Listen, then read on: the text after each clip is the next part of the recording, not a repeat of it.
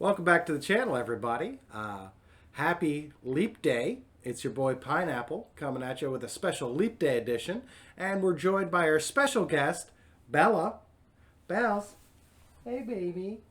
Yes, Bella's going to be joining us today because she's a good girl, aren't you? Yes, she is. All right. So, a couple housekeeping things here. Thank you, everybody who's subscribed and continues to watch these videos, even if you don't subscribe. Um, welcome. I appreciate your patronage. I appreciate the boys over there at Kayfabe Connection. They're a big part of my wrestling info offline when I'm not doing these podcasts here. If you're into wrestling, you want to know more about wrestling, check them out. That's Kayfabe Connection, Kayfabe, and then Connection with a K. Their podcast is available on iTunes and Spotify. I believe other platforms as well, but those are the two major ones. So just type that in, boop, and take a listen.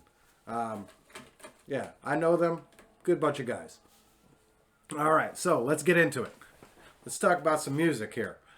So recently, to tie into the music, recently, as you guys know, I had to get a new car.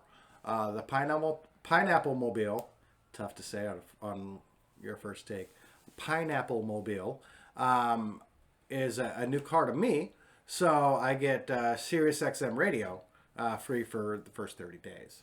I've been using that to listen to the Pearl Jam channel. I believe it's channel 23. It's all Pearl Jam. Well, it's mostly Pearl Jam. I would say 95% of it is Pearl Jam. And then 5% are songs from the artists that they like. Pretty cool. I mean, you can hear some older Zeppelin stuff, bands that influenced them. So I've been listening to them a lot, and I thought, they are my favorite band. I should probably talk about them on the podcast at some point in time. So I think today is a good day. Earlier this week, I put up a song on my Facebook, "Hail Hail," by them off the No Code album, which is a criminally underrated album. If you get a chance and you got an hour, throw it on, listen to it. Great music, and this is one of those albums where I say pay attention to the lyrics. On this one, I mean, it's like poetry. I mean, it really hits me, especially that song "Hail Hail." It's to paraphrase the song, it's about relationships, and in the chorus it goes, "Hail Hail, to the lucky ones. I refer to those who are in love." It's great being in love, and he speaks about the greatness of that. And in contrast, he talks about relationships and how sometimes they're one-sided, and the insecurities of reaching out to somebody and being there for someone and not necessarily getting the reciprocation back, or the insecurities, are they going to love me back, is this truly one-sided? And it talks about that, and I can relate to that. I don't know about anybody else, but I've been in those relationships where it feels like I'm giving more than I'm getting, and you're like, am I getting enough back? I don't know. Do they truly love me? Do they not love me? It's the butterflies in the stomach. It brings back those feelings, and it just it makes me thankful that I do have a lovely wife who I am very much in love with, and it's I don't need to worry about those things. I don't need to worry about is she talking to another man, or anything like that. We just have that trust and that love and that goodness, and it feels great. On a side note, my first real date with my wife was up to Alpine Valley in Wisconsin, which is about a 5-hour drive from my original hometown. And we went and we saw Pearl Jam on their 20th anniversary tour for 10. And they played for about 3 hours. It was amazing. It was honestly, I mean, it was easily the best concert I've ever seen. I mean, it didn't hurt that I was there with Jennifer, but I mean, they played for a long time, and they can't. Chris Cornell, when he was still alive, he came out for the second set, and he sang some old Temple of the Dog songs, to include Hunger Strike, of course. And so that was amazing. I mean, it was great. I have it on a CD somewhere. You can check it out on YouTube. Just type in, Pearl Jam Alpine Valley. You'll see all the videos up there. I mean, they were amazing. They played very well for a very long time. I had a great experience. So yeah, Pearl Jam is awesome. And if you haven't listened to them in a while, listen to them. And don't listen to 10. Everybody listens to 10.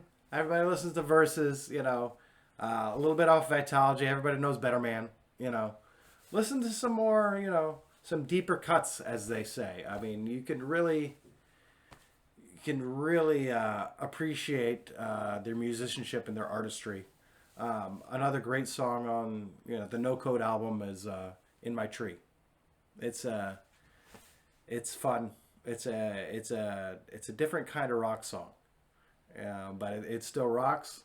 The lyrics are there. I'm not really going to go into it. I want you to discover it for yourself and enjoy it. Okay, so there's the music section, and now we're gonna talk about something I talked about last time, baseball. But hold on, just one moment. So it's officially baseball season, so I'm going to be rocking this hat here for this segment. Yes, this is the 2016 World Championship Cubs hat that they wore on the field right after they won the trophy. And yeah, so which trophy? Oh, that trophy right there. Yeah, that one. It's great. It's great. Spring break. Games are already starting down here. The Phillies play here. I can actually walk to the Phillies stadium where they play spring training here. Due to previous jobs and experiences, I actually know a lot of the staff and the players. So I am a little bit of a Phillies fan just because I've been in their clubhouse. I've been in their locker rooms. I've met everybody from their equipment manager to, all the way up to Clentak, all the way up to the GM. And they're great. They're great.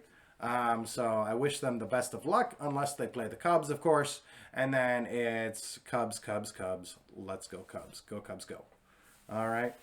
So, baseball. More about that. As previously mentioned, Dusty Baker came out and said, "Hey, don't hit those Astros players. Don't do that. There's no need for that." And I said, good luck with that. And through 3 games, I believe 7 Astro players have been hit.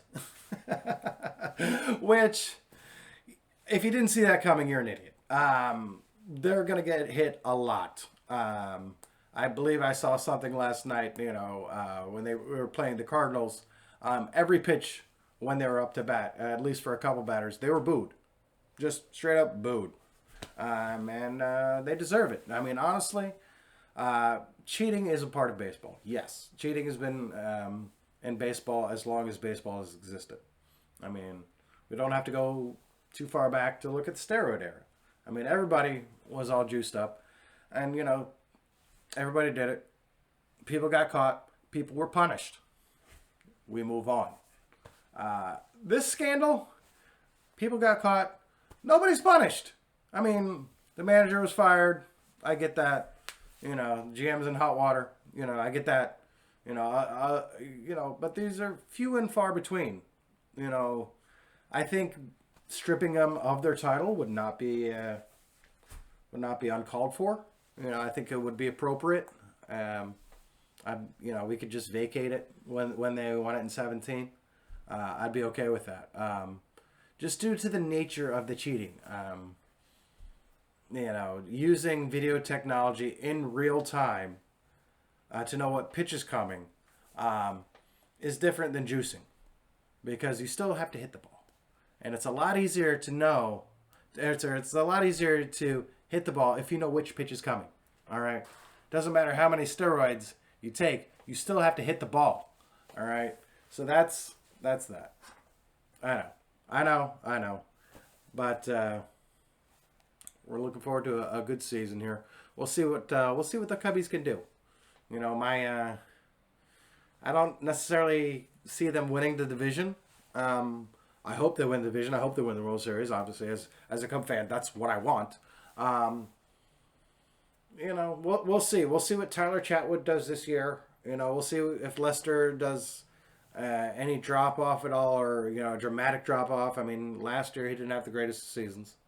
I can think of more starts than I care for where he would give up that big inning early. He'd give in the second or the third, he'd give up 4 or 5 runs, and it's just it's terrible. He's not the ace he was 3 or 4 years ago. I mean that happens with age.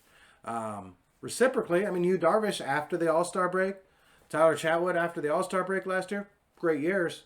Unfortunately, too far back to do anything about it. You can have a great second half of the season, but if you play like crap, for the first half of the season, it's too late.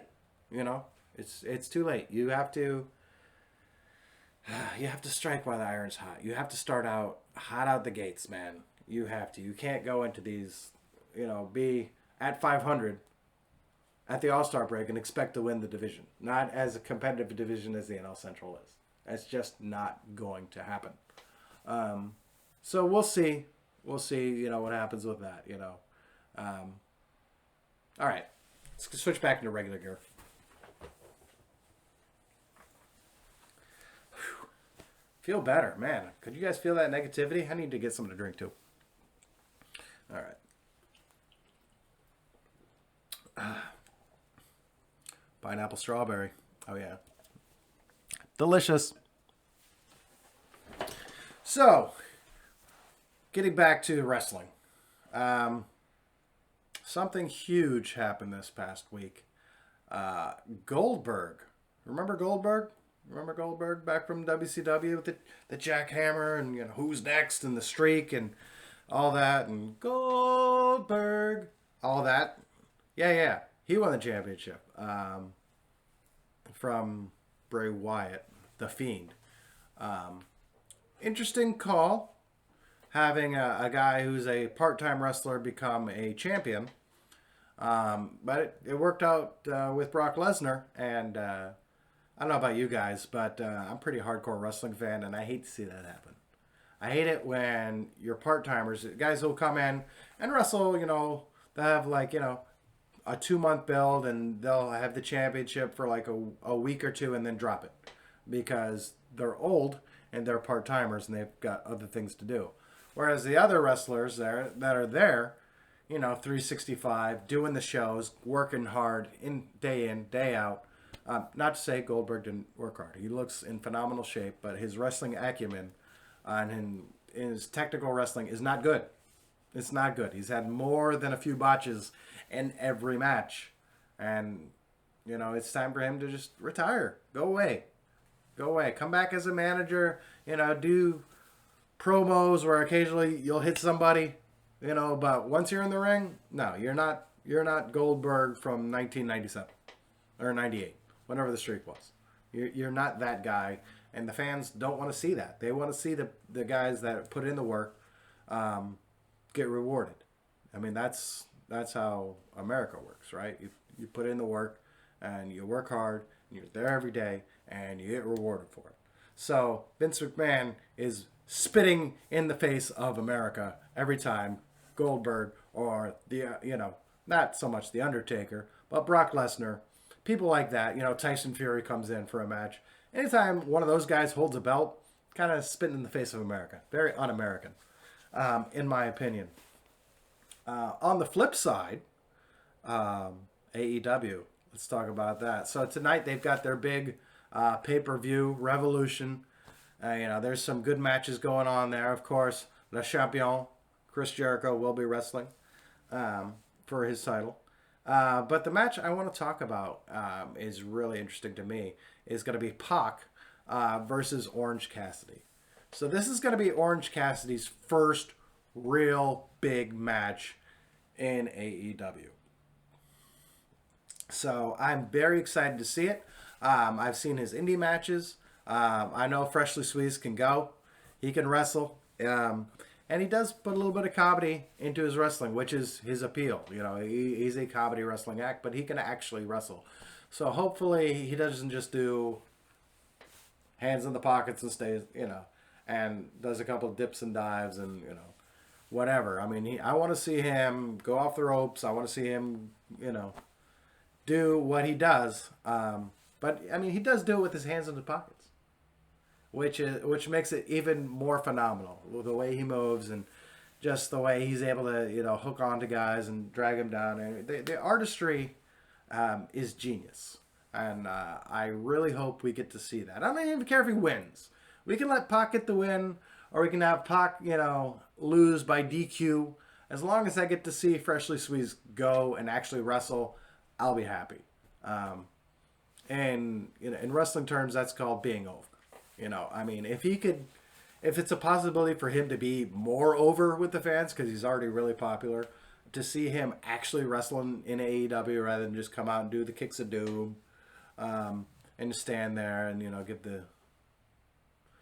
Well, actually, it's more like this. Yeah, get that, like, the half thumbs up. You know, that would be very fun. I would really like to see that. Alrighty, guys. Well, this has been a little bit of a longer video, so thanks for hanging out with me. Also, shout out to my friend Tom, who got me that Cubs hat. I really appreciate that, man. That was really cool of you to do. I will definitely be rocking that, yeah, more often now. You know, especially when I talk about baseball and I want to be passionate about baseball. That's how you'll know. I'll be rocking my Cubbies hat, man. All right. Well, thank you again for joining us on this Leap Day edition. Yeah, have a good one. And remember, I am the table.